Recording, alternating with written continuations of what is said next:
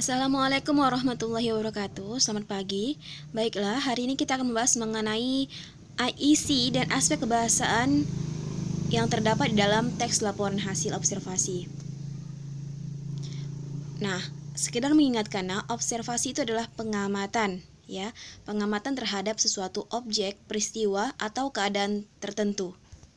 Selanjutnya, isi teks laporan hasil observasi. Isi dari teks laporan ini berisikan pertama ada objek, konsep, kemudian objek yang disampaikan itu harus bersifat umum, dan juga judul yang disampaikan dalam teks laporan hasil observasi harus bersifat umum, misalnya pantai, gunung, rumah, sekolah.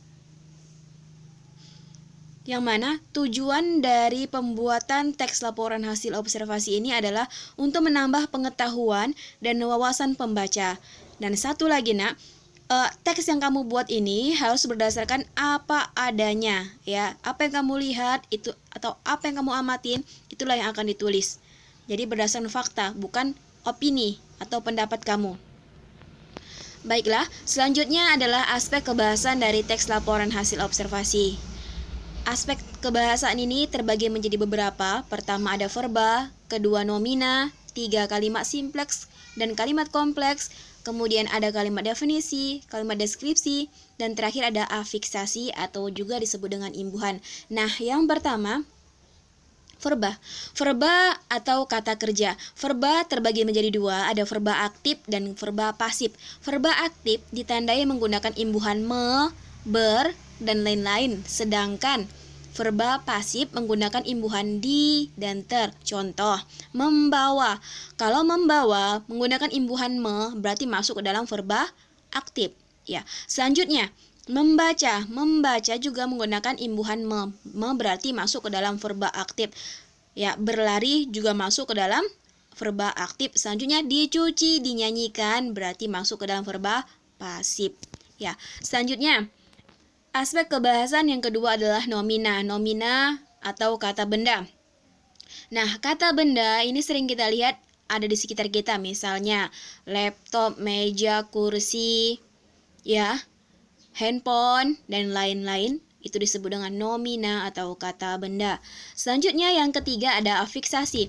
Afiksasi ini berupa imbuhan, yang mana imbuhan ini terbagi menjadi beberapa. Ada imbuhan itu letaknya di awal, di akhir, awal akhir, sisipan atau di tengah, ya. Contoh, satu, makan, kata dasarnya makan, kemudian mengalami akhiran an menjadi makanan, ya. Kedua, imbuhan me ditambah kata dasar makan jadi memakan.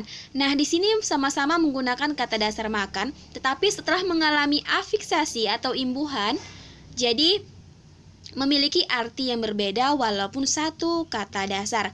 Selanjutnya contoh yang ketiga dan keempat sama-sama menggunakan sama-sama menggunakan kata dasar baca, tetapi mengalami imbuhan yang berbeda. Nomor 3, imbuhannya terletak di akhiran bacakan. Nah, sedangkan yang keempat, membacakan sudah memiliki makna yang berbeda, ya. Selanjutnya, keempat, kalimat definisi dan kalimat deskripsi, ya. Kalimat definisi ini sering kita lihat kalau membaca buku, ditandai dengan adanya kata adalah, yaitu merupakan, ya, itu merupakan kata kunci dari kalimat definisi. Sedangkan kalimat deskripsi ini merupakan kalimat penjelasan. Contoh, sampah merupakan bahan yang terbuang. Nah, ada kata merupakan. Kalau misalnya menggunakan ada kata merupakan, berarti masuk ke dalam kalimat definisi, ya. Selanjutnya, yang kedua, contoh dari kalimat deskripsi.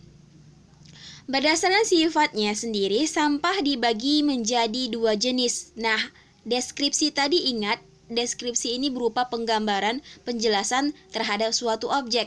Nah, di sini dijelaskan, berdasarkan sifatnya sendiri, sampah dapat dibagi apa yang dijelaskan, yaitu sampah. Yang mana sampah ini dibagi menjadi dua jenis, yakni sampah organik dan sampah non-organik. Kalimat-kalimatnya selanjutnya juga masuk ke dalam kalimat deskripsi. Nah, selanjutnya yang kelima, Kalimat simpleks dan kalimat kompleks. Kalimat simpleks adalah kalimat yang hanya memiliki satu klausa. Ya, biasanya nak, kalimat simpleks ini dalam satu kalimat itu hanya ada satu predikat.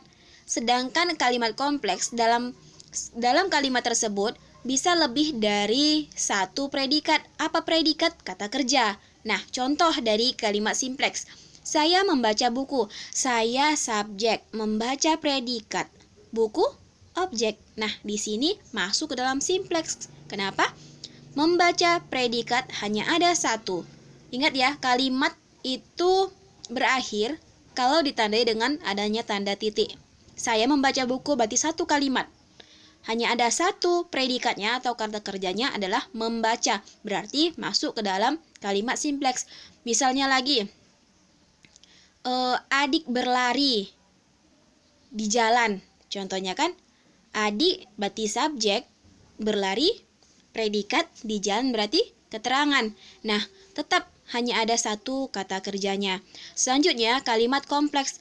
Kalimat yang memiliki dua atau lebih klausa atau predikatnya nak bisa lebih dari satu. Contoh, Arya membeli mobil baru karena dia mempunyai banyak uang. Ya, Arya subjek, membeli predikat, mobil baru, objek. Dia masih subjek. Dia ini mengacu ke si Arya. Dia mempunyai banyak uang. Ya, mempunyai masuk juga dalam kata kerja atau predikat. Berarti dalam satu kalimat ini ada dua predikatnya, berarti masuk ke dalam kalimat kompleks. Ya, baiklah nak, tadi kita sudah membahas mengenai isi dan aspek kebahasaan dari teks laporan hasil observasi, yang mana isinya itu berupa objek, apa yang dibahas, ya. Kemudian objek yang dibahas ini harus berdasarkan kenyataan dan apa adanya.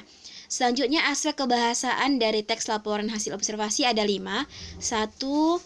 Verba atau kata kerja. 2. Nomina atau kata benda. 3. Afiksasi atau imbuhan. 4. Kalimat deskripsi dan kalimat definisi. Selanjutnya yang terakhir adalah kalimat simpleks dan kompleks. Kalau misalnya ada pertanyaan, silahkan bertanya nanti di Google Classroom. Terima kasih.